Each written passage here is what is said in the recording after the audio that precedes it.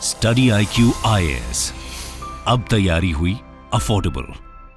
तो हाल ही में एक खबर आई है कि इंडिया ने सिलीगुड़ी कॉरिडोर यानी चिकन स्नैक पर अपनी फोर्सेस का डिप्लॉयमेंट बढ़ा दिया है। रिपोर्ट्स के मुताबिक सिलीगुड़ी कॉरिडोर की सिक्योरिटी को इंश्योर करने के लिए इंडियन गवर्नमेंट यहां central armed police forces CAPFs के ट्रूप्स डिप्लॉय करने की तैयारी कर रही है।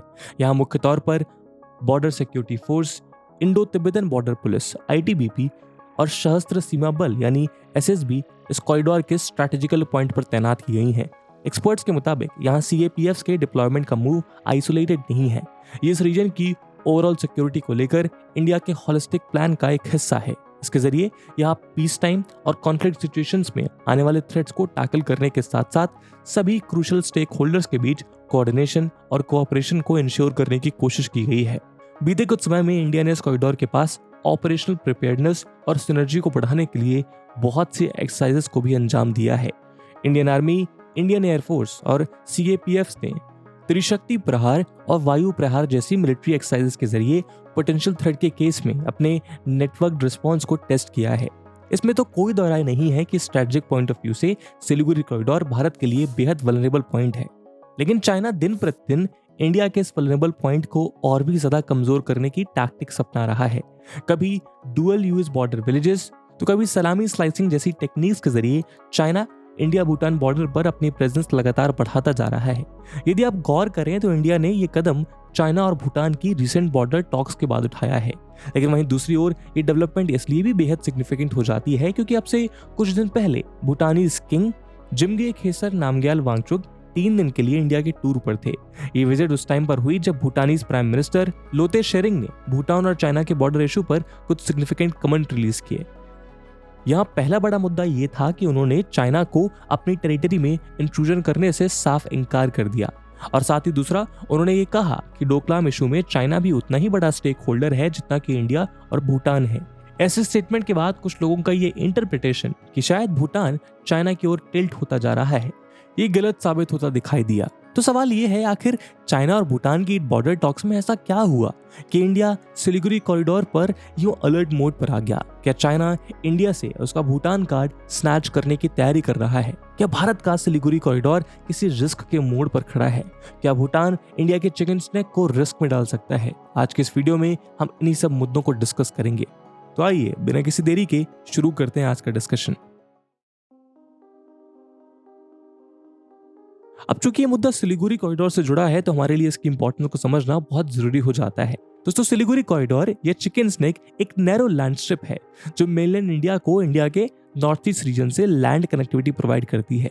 60 किलोमीटर लॉन्ग और 22 किलोमीटर वाइड ये कॉरिडोर नेपाल, भूटान और बांग्लादेश के बीच मौजूद है। अपने नैरोवेस्ट पॉइंट पे सिलीगुड़ी कॉरिडोर बांग्लादेश और नेपाल बॉर्डर्स के बीच कुल 14 मील्स की दूरी बनाता है। 2000 स्क्वायर किलोमीटर का ये लैंड किसी भी कॉन्फ्लिक्ट में अटैकर के लिए एक इजी टारगेट बन सकता है। ऐसे में चाइना द्वारा किया जा रहा इंफ्रास्ट्रक्चर डेवलपमेंट इस चिकन स्नैक के लिए कांस्टेंट थ्रेट बनता रहा है। इस इंफ्रास्ट्रक्चर के थ्रू चाइना इस रीजन में किसी कॉन्फ्लिक्ट सिचुएशन में रैपिड मोबिलाइजेशन को अंजाम दे सकता है। दोस्तों, 2003 में इंडिया और चाइना के बीच एक एग्रीमेंट साइन हुआ था जिसके तहत चाइना ने सिक्किम को इंडियन स्टेट के रूप में रिकॉग्नाइज किया और उस पर अपने क्लेम्स को गिव अप कर दिया। उधर इंडिया ने तिब्बत पे चाइना की सोवरेनिटी को एक्सेप्ट कर लिया। इस एग्रीमेंट का एक मकसद India Bhutan China try junction पर एस्केलेशन को रिड्यूस करना था, लेकिन चाइना ने यहाँ अपनी डोमिनेंस स्टैब्लिश करने की जिद नहीं छोड़ी। जब ब्रिटिश एम्पायर ने भारत का बंटवारा किया तब उसने सिलीगुड़ी से ये लाइंस ड्रॉ की ताकि बंगाल और असम के बीच कंटिन्यूटी मेंटेन की जा सके। लेकिन प्रेजेंट डे बांग्लादेश के क्रिएशन के बाद ये कॉरिडोर इंडिया की ज्योग्राफी का एक चोक पॉइंट बनकर रह गया। सालों से बांग्लादेश के साथ कोई फ्री ट्रेड एग्रीमेंट ना होने के चलते रेस्ट ऑफ इंडिया और नॉर्थ ईस्ट के बीच सारा ट्रेड इसी सिलीगुड़ी कॉरिडोर से कंडक्ट होता रहा। 2002 में नेपाल, भूटान और बांग्लादेश ने इंडिया के साथ मिलकर एक फ्री ट्रेड एग्रीमेंट के प्रपोजल को डिस्कस किया जिससे सिलीगुड़ी कॉरिडोर के अक्रॉस इन कंट्रीज के बीच मूवमेंट ऑफ गुड्स को फैसिलिटेट किया जा सके। ऊपर से इस रीजन की हार्श टोपोग्राफी के चलते यहाँ रोड या रेलवे लाइन का कंस्ट्रक्शन एक बड़ा चैलेंज है क्योंकि यहाँ फ्रीक्वेंट लैंडस्लाइड्स और नेचुरल डिजास्टर्स का डर बना रहता है। लेकिन दोस्तों, नेचुरल डिजास्टर्स के अलावा भी सिलीगुड़ी कॉरिडोर को लेकर भारत की कई स्ट्रेटेजिक एंजाइटीज हैं। चाइना के साथ 1962 वॉर के बाद ये रीजन क्रॉस बॉर्डर टेंशंस का एक कांस्टेंट पॉइंट बन गया। यहाँ डर है कि किसी भी सीरियस कॉन्फ्लिक्ट की सिचुएशन में चाइना अपनी फोर्सेस के जरिए सिलीगुड़ी कॉरिडोर को ब्लॉक करके नॉर्थ ईस्ट स्टेट्स को रेस्ट ऑफ इंडिया से डिस्कनेक्ट कर सकता है। हालांकि इस रीजन में अपनी सिक्योरिटी इंश्योर करने के लिए भी भारत शांत नहीं बैठा है। आज इंडियन फोर्सेस यहाँ हैवी पेट्रोलिंग करती हैं, जिसमें मुख्य तौर पर Indian army, Assam rifles, border security force और वेस्ट बंगाल पुलिस शामिल हैं। फोर्सेस के साथ साथ यहाँ ऑपरेशनल प्रिपेयर्डनेस के लिए गवर्नमेंट ने 5 मेजर ऑफेंसिव और डिफेंसिव वेपन्स भी इंस्टॉल किए हैं। इसमें पहला है ब्रह्मोस मिसाइल, दूसरा इक्विपमेंट है डसॉल्ट राफेल फाइटर जेट्स, जो इंडियन एयरफोर्स द्वारा हसीमारा एयरबेस के लिए एक्वायर किया गया है। BrahMos land attack cruise missile के साथ राफेल्स आईएफ के ऑफेंसिव पोजीशन को काफी स्ट्रांग बनाता है। तीसरा है S-400 surface to air missile system, जो राइवल फोर्सेस के फाइटर जेट्स, क्रूज मिसाइल्स और बैलिस्टिक मिसाइल्स को 400 किलोमीटर से ज्यादा दूरी पे भी डिफीट कर सकता है। नेक्स्ट है Abhra medium range surface to air missile system MRSAM, जो DRDO और इजराइल के कोलैबोरेशन के थ्रू बनाया गया है। और लास्ट है आकाश एयर डिफेंस सिस्टम, जो अब्रा MRSAM और S-400 सिस्टम के साथ इंडिया के ईस्टर्न एयर स्पेस को चाइनीज इनकर्शन से प्रोटेक्ट करने के लिए डिप्लॉयड है। इस सब के अलावा यहाँ CAPF के ट्रूप्स का फर्दर डिप्लॉयमेंट इसी कड़ी में एक स्ट्रॉन्ग डेवलपमेंट है। यहाँ ये कहना गलत नहीं होगा कि जैसे जैसे चाइना इस रीजन में अपनी कोर्सिव डिप्लोमेसी और आर्म ट्विस्टिंग को इंटेंसिफाई कर रहा है, उसी के रिस्पॉन्स में इंडिया भी अपनी सिक्योरिटी इंफ्रास्ट्रक्चर को अपग्रेड कर रहा है। तो अभी तक आपको सिलीगुड़ी की इंपॉर्टेंस का ओवरव्यू मिल चुका है, लेकिन अब मुद्दा ये है कि इस सिचुएशन में भूटान किस तरह डील कर रहा है। तो आइए देखते हैं। जैसे कि हम जानते हैं, भूटान एशिया की 2 बिगेस्ट इकोनॉमीज भारत और चाइना के बीच सैंडविच्ड एक छोटा सा देश है। इंडिया के साथ ये वेस्ट में सिक्किम, साउथ में वेस्ट बंगाल और असम और ईस्ट में अरुणाचल प्रदेश के साथ बॉर्डर शेयर करता है, जबकि नॉर्थ में ये चाइना द्वारा कंट्रोल्ड तिब्बतन ऑटोनॉमस रीजन के साथ अपनी बाउंड्री शेयर करता है। भूटान ने हिस्टोरिकली अपने नॉर्दर्न नेबर चाइना के साथ एक न्यूट्रल रिलेशनशिप मेंटेन की है और ये एक लंबे समय तक बिना किसी फॉर्मल डिप्लोमेटिक रिलेशन के यूं ही चलता रहा। जबकि इंडिया के केस में 1949 में treaty of friendship and cooperation sign करने के बाद ये दोनों देश एक स्पेशल रिलेशनशिप एंजॉय करते आए हैं। चाइना के एग्रेशन और मिलिट्री एडवेंचर से लड़ने के लिए भूटान ने इंडिया के लिए एक बफर स्टेट का भी रोल निभाया है। ऊपर से सिलीगुड़ी कॉरिडोर के बेहद क्लोज होने के कारण भूटान की पोजीशन उसको इंडियन सिक्योरिटी के लिए एक अहम एलिमेंट बना देती है। ऊपर से भूटान खुद भी केवल एकमात्र ऐसी साउथ एशियन कंट्री थी जो इंडिया के कंसर्न्स को लेकर हमेशा एक्टिव रही। इसने चाइना के बेल्ट एंड रोड इनिशिएटिव के साथ साथ लोन्स या ग्रांट्स को सब्सक्राइब नहीं किया और जाहिर है कि इसीलिए इंडिया ने भी हमेशा भूटान के इंटरेस्ट, इकोनॉमिक इंटीग्रेशन और कॉमन सिक्योरिटी गोल्स को प्रायोरिटाइज किया। लेकिन चाइना फैक्टर के कारण इंडिया और भूटान की रिलेशनशिप कभी भी इतनी सिंपल नहीं रही। आपको बता दें कि चाइना भूटान के साथ बहुत से बॉर्डर डिस्प्यूट शेयर करता है। चाइना भूटान की बहुत सी टेरिटरीज पर अपना क्लेम इम्पोज करता है। उदाहरण के लिए नॉर्थ में ये पसामलंग और जाकरलंग वैली, या वेस्ट में डोकलाम, ड्रमाना, शाखोत, याकछू और चरिथांगछू, या सिंचुलुंग और लांगमारपो वैलीज जैसे रीजन्स को अपना बताया है। ये सभी pasture rich lands Bhutan, India, China के ट्राई जंक्शन पर स्ट्रेटेजिकली लोकेटेड हैं और खास तौर पर ये इंडिया के सिलीगुड़ी कॉरिडोर के बाद बेहद नजदीक मौजूद हैं। इतिहास में थोड़ा पीछे रिवाइंड करें तो 1984 में भूटान एंड चाइना ने अपने टेरिटोरियल डिस्प्यूट्स को रिजॉल्व करने के लिए बायलैटरल नेगोशिएशंस की शुरुआत की। अब तक की 24 राउंड्स ऑफ नेगोशिएशन और 11 round of expert group meetings already conduct कर चुके हैं। इस बीच जब 1998 में इन दोनों के बीच स्टेलमेट जैसी स्थिति बनी तो भूटान ने मैप्स को स्टडी करके बाउंड्रीज को ड्रॉ करने के लिए एक एक्सपर्ट टेक्निकल ग्रुप अपॉइंट किया। 2015 तक चाइना और भूटान ने सेंट्रल और वेस्टर्न डिस्प्यूट सेक्टर्स का टेक्निकल फील्ड सर्वे कंप्लीट किया। लेकिन इन सभी एफर्ट्स के बावजूद भूटानीज टेरिटरीज में चाइनीज इंट्रूजन्स लगातार देखने को मिलते रहे।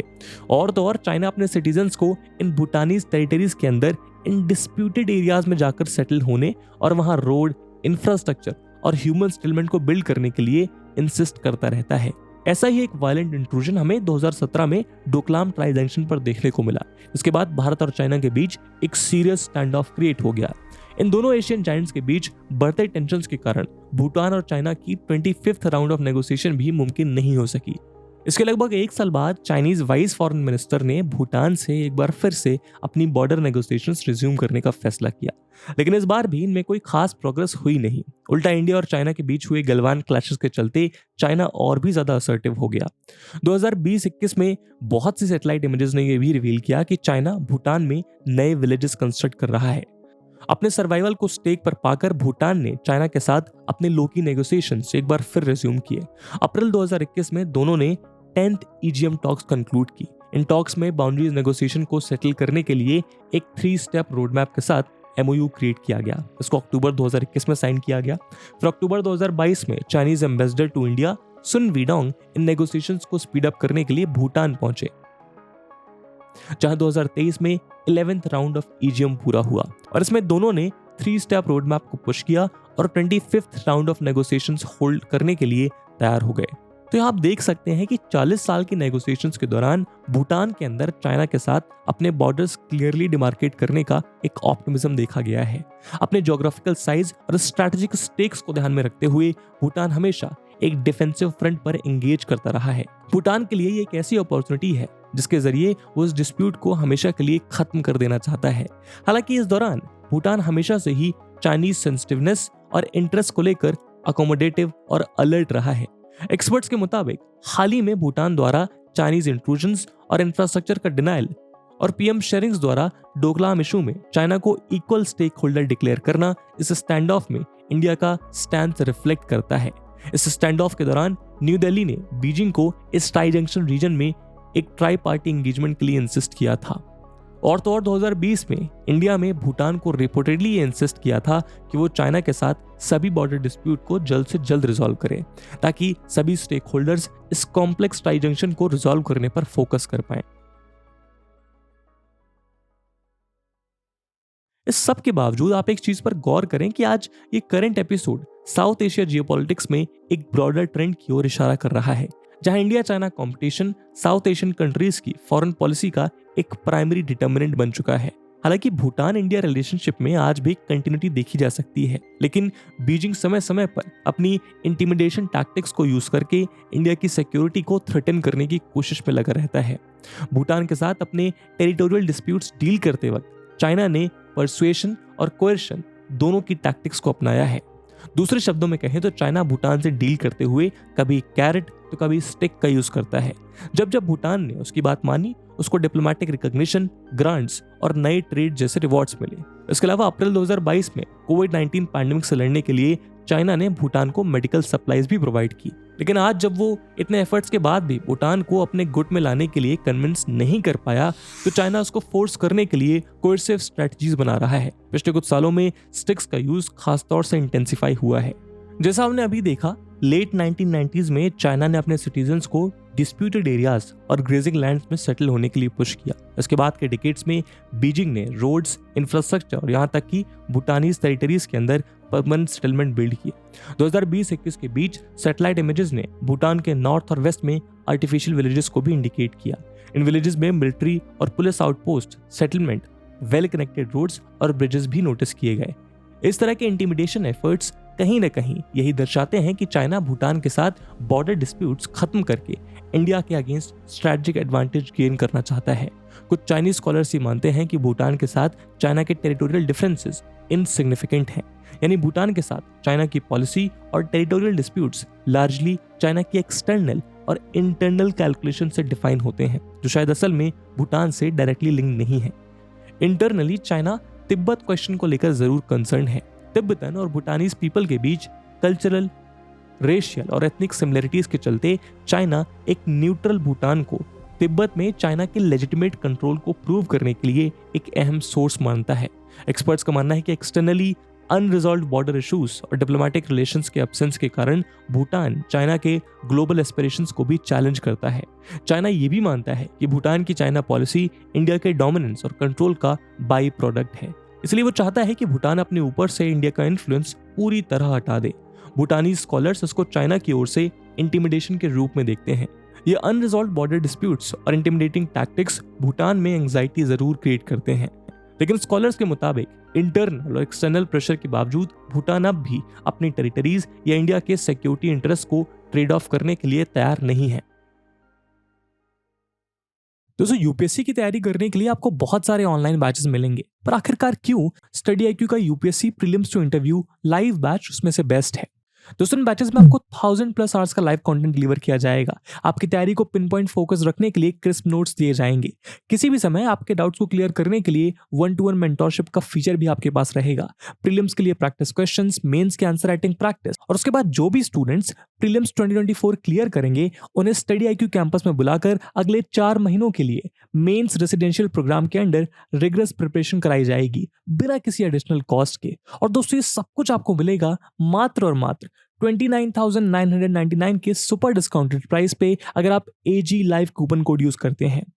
दोस्तों 23 अगस्त से स्टडी IQ के prelims to interview batches English और हिंदी लैंग्वेज में लॉन्च होने जा रहे हैं। इन बैचेस में क्लासेस की टाइमिंग इवनिंग 6 PM रहेगी। तो आप भी AG live coupon code use करिए और पूरे देश के UPSC एस्पिरेंट्स के साथ कहिए कि अब तैयारी हुई अफोर्डेबल स्टडी IQ के साथ। इन बैचेस से रिलेटेड सभी इंपॉर्टेंट लिंक्स आपको डिस्क्रिप्शन और पिन कमेंट में मिल जाएंगी। तो दोस्तों इस एनालिसिस से हमें ये पता चलता है कि भूटान के ऊपर चाइना का इंटिमिडेशन सफल नहीं हो पाया है। उल्टा कई रीसेंट डेवलपमेंट्स इंडिकेट करती हैं कि इंडिया और भूटान के बीच चाइना के एक्सपेंशनिज्म से एक साथ डील करने के लिए अर्जेंसी दिखाई दे रही है। लेकिन इस अर्जेंसी और अंडरस्टैंडिंग के बावजूद यहाँ बहुत से चैलेंजेस हैं। यहाँ सबसे बड़ा चैलेंज तो यही है कि चाइना ट्राई जंक्शन एरियाज को इंडिया के साथ डिस्कस करने के लिए तैयार नहीं है। ऐसा करने के लिए उसको अपनी डिकेड ओल्ड पॉलिसी को पीछे छोड़ना होगा, जहां वो the Bhutan China border dispute को एक बायलेटरल इशू की तरह देखता है और चाइना के लिए वेस्टर्न डिस्प्यूटेड रीजन की स्ट्रेटेजिक एडवांटेज के चलते इस अप्रोच को अडॉप्ट करने के चांसेस बहुत पुअर हो जाते हैं। यहाँ दूसरा बड़ा चैलेंज भूटान के लिए है। इंडिया भूटान को चाइना के बढ़ते इंट्रूजन को लेकर बार बार सचेत कर रहा है। उदाहरण के लिए जुलाई 2022 में जब भूटान में चाइनीज विलेजेस की सैटेलाइट इमेजेस सामने आई, तब MEA ने यह इंश्योर किया कि वो इन सिक्योरिटी रिलेटेड डेवलपमेंट्स को बारीकी से नोट करे। उसी मंथ में इंडिया के चीफ ऑफ आर्मी स्टाफ ने भूटानीज किंग के साथ डिफेंस कोऑपरेशन के पॉसिबल एवेन्यूज डिस्कस किए। सितंबर 2022 में भूटानीज किंग इंडियन प्राइम मिनिस्टर और फॉरेन सेक्रेटरी से भी मिले। इस बढ़ते कोऑपरेशन और एंग्जाइटी का एक मुख्य कारण यही है कि भूटान के पास इतनी मटेरियल कैपेबिलिटी नहीं है कि वो चाइनीज इंट्रूजन को अकेले हैंडल कर सके। लेकिन चाइना के इंटिमिडेशन के कारण कहीं ना कहीं वो इंडिया से खुलकर असिस्टेंस लेने में रिलेक्टेंट रहता है। यानी कुल मिलाकर इस बॉर्डर डिस्प्यूट का रेजोल्यूशन तीनों ही पार्टीज के लिए एक बेहद चैलेंजिंग टास्क है। हालांकि तीनों ही पार्टीज इसको जल्द से जल्द रिजॉल्व करने में इंटरेस्ट और अर्जेंसी दिखा रही हैं। लेकिन फाइनल मोमेंटम इस बात पर डिपेंड करेगा कि इन तीनों में इंटरेस्ट और स्टेक्स किस तरह अकोमोडेट किए जाते हैं, और इन तीनों ही स्टेक होल्डर्स के डाइवर्जेंट इंटरेस्ट किसी भी पोटेंशियल सॉल्यूशन या अकोमोडेशन के आगे बड़ा चैलेंज पोज करते हैं। और मैं उम्मीद करता हूं कि इन अलग अलग इंटरेस्ट के बीच भारत अपने इंटरेस्ट को सिक्योर कर पाएगा। इसी उम्मीद के साथ आज के वीडियो को हम यहीं विराम देते हैं। आई होप आपको वीडियो पसंद आई होगी, और अगर पसंद आई है तो अपने दोस्तों के साथ शेयर करना मत भूलिएगा। मिलते हैं अगले वीडियो में, तब तक के लिए जय हिंद, जय भारत। स्टडी IQ IAS, अब तैयारी हुई अफोर्डेबल।